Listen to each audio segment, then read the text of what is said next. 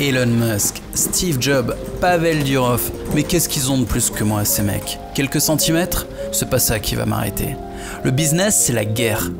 C'est toi contre le reste du monde. On est tous en compétition, comme des singes qui courent après des billets de 5 €. Dans cette guerre, moi j'ai perdu des frères d'armes, risqué ma vie dans des combats perdus d'avance. Et tous les jours, pourtant, j'y retourne.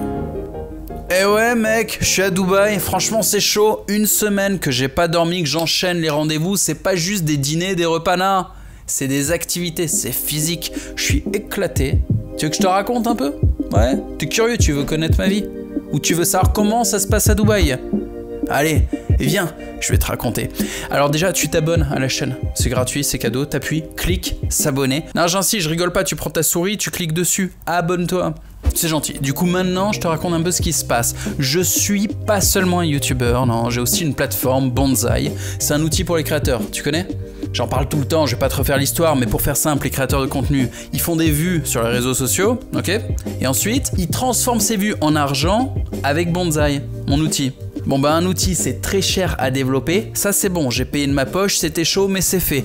Et c'est encore plus cher à distribuer, là je peux pas suivre. Une distribution internationale c'est des millions et je vais le faire, je dois le faire. Ah mais je peux pas le faire tout seul. Donc je suis à Dubaï pour ça, je vais faire du networking, me faire des connexions, me faire des potes, trouver des investisseurs et je vais t'expliquer un peu comment je fais tout ça. Pour faire la guerre, faut de l'équipement. Voilà ce qui s'est passé. Je fais partie d'un réseau secret, j'ai pas le droit d'en parler. Indice, le boss du réseau est lui aussi petit et chauve. Et bref, dès que je voyage, je suis instantanément accueilli par les frères de la secte. Là en l'occurrence, l'un d'entre eux organise une partie de paintball. Donc c'est parti, j'ai dit ok, évidemment.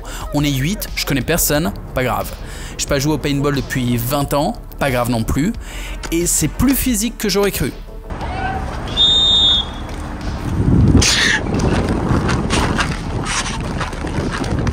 Dès que le game a commencé, je me suis mis à courir pour ma life, des sprints au max de ma vitesse, sans échauffement, avec un gros flingue de 3 kilos dans les mains, se lever, se baisser.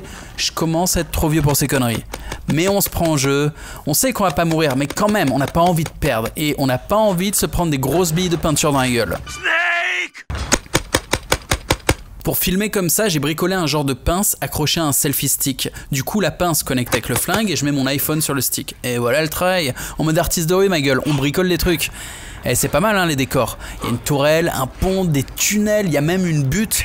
Ça me rappelle la plaine de Dien Bien Phu, l'Indochine, l'odeur du napalm au petit matin, ma première histoire d'amour.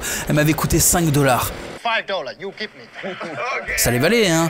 Une fille adorable. Mais elle était un peu raciste, c'est vrai. Je pense encore à elle, quand je me faufile dans des tunnels étroits et visqueux. Je sais, c'est dégueulasse. La guerre m'a laissé des séquelles irréversibles. Je vais tenter une stratégie kamikaze, avec l'escalier en colimaçon qui débouche sur la colline du Crack. La colline du Crack, ce campement sauvage dans le nord-est de la capitale. Je vais proposer une action sociale démocratique, on peut régler le problème en 1 jour, avec les bonnes méthodes. Bon du coup, quel rapport entre faire du paintball et faire du business? Bah le rapport, c'est que tous ces gars-là sont des businessmen. Entre deux parties, ils regardent le cours de leur shitcoin préféré et ils ont beau être relativement jeunes, ils sont super smart, super agressifs et quasiment tous millionnaires. Après la partie, on est quelques-uns à être allés bouffer ensemble et là, c'est l'heure de faire connaissance. On est 5 à table dans un super resto et 5 c'est parfait pour discuter et se connaître. Trop nombreux, ça le fait pas. Bon, pour l'instant, il est trop tôt pour parler de business. Et quand des hommes d'affaires se rencontrent, la première chose qu'ils font, c'est raconter leurs histoires de cul. Et les pires conneries qu'ils ont faites, ça tombe bien, des histoires j'en ai des tonnes. Ça permet de briser la glace, puis de planifier les prochains rendez-vous. Je vais revoir un des gars demain pour boxer et un autre quelques jours plus tard pour faire du drift sur circuit. Et j'ai continué de filmer un peu dans les couloirs là tu vois, pour que tu admires la beauté des designs intérieurs. Regarde-moi ça, c'est classe hein. Ouais, tu reconnais ou pas là où je suis? Les plus malins d'entre vous en commentaire, vous me direz je pense que vous avez reconnu. Peut-être, on va voir. Bref, il y a une conférence qui va commencer, c'est pas moi le speaker aujourd'hui. Peut-être la prochaine fois, on verra. En tout cas, clique sur le lien en description, c'est mon Telegram, je publie les stories, je danse, je me fight avec des naines, des conneries comme ça, mais c'est plutôt cool.